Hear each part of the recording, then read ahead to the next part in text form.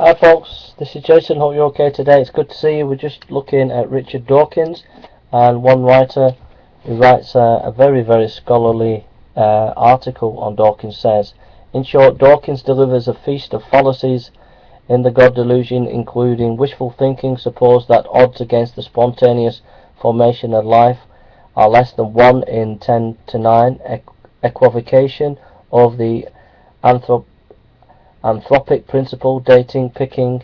Jonathan Richard berates Dawkins for detailing a selection of believers largely consisting of clearly deranged nuts rather than his scholarly equals, ridiculing anything he cannot understand on the apparent assumption that there must be therefore be nothing to understand, and various ad hominem attacks from name-calling, e.g.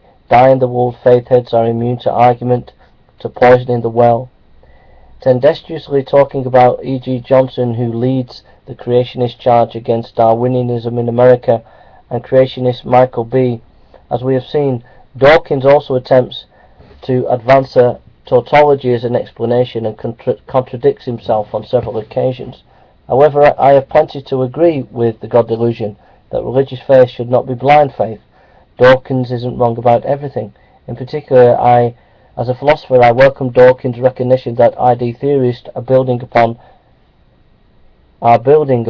solid foundation. Science is the honest, systematic endeavour to find out the truth about the real world. Since the only good reason to believe in evolution is because the evidence supports it, we should abandon it outright if new evidence arose to disprove it. The presence or absence of a creative superintelligence is unequivocally a scientific question. If it is not in practice or not yet a decided one, the method we should use to settle the matter would be purely and entirely scientific methods. Patterns exhibiting specified complexity are reliable indicators of intelligent design. Metronomic rhythms can be generated by many non-intelligent phenomena. Nothing simply rhythmic, then, would announce our intelligent presence to the waiting universe. Prime numbers are often mentioned as the recipe of choice, since it is difficult to think of a purely physical process that could generate them. Irreducible complexity provides a valid scientific test of Darwinism.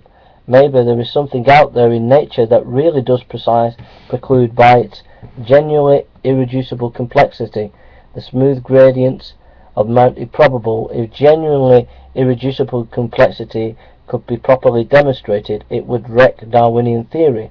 Darwin himself said as much. Genuine irreducible complexity would wreck Darwinian theory if it were ever found. Of course, Dawkins thinks that no specified or irreducible complexity has yet been discovered in prehistory.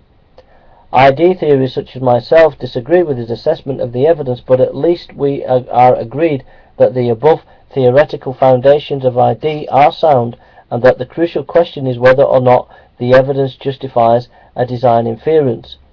Dawkins' arguments for thinking the evidence lacking, it has to be said, are no more impressive than the big bad wolf's attempt to blow away the house of bricks.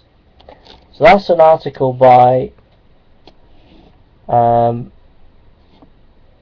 Peter Williams Files, and it's a very deep, very scholarly article with a lot of references. So what do you think of the article? There's two articles, and I'll leave them there for discussion. Do you think the writer is putting words into Dawkins' mouth? What I do think is, that there is a concerted political and scientific effort to stop people doing research in intelligent design.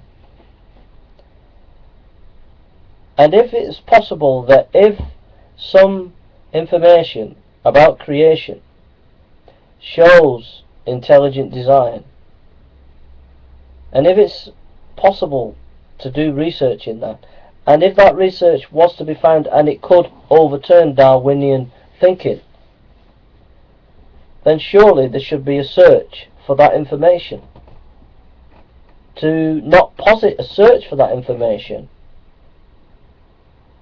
shows there's a lack of real scientific inquiry in not wanting to go down that line of research.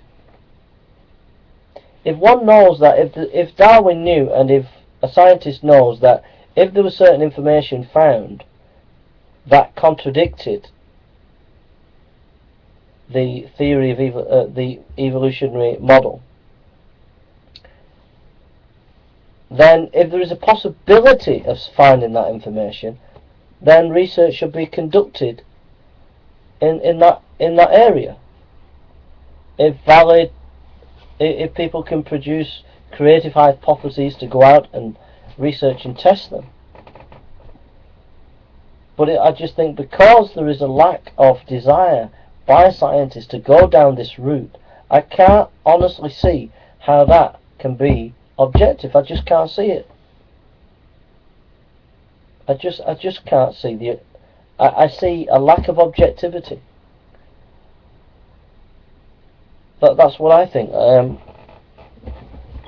You know, I just do.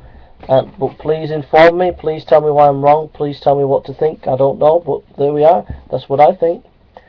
There's 2 scholarly articles here, very in-depth research, and I'll leave them with you. Please let me know what you think.